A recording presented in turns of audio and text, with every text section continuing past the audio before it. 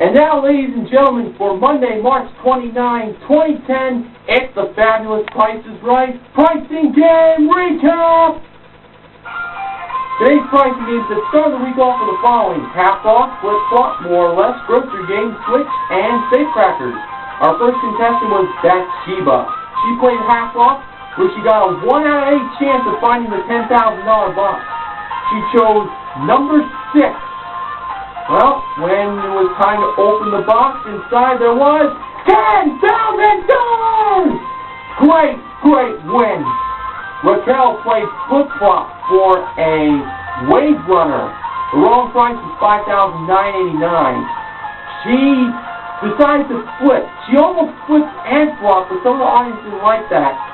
So the price is $9,589 and not $9,598. Well, for those audience members who didn't like Raquel flipping and flopping, shame on them. It cost her that prize. It was $9,598. I knew it too.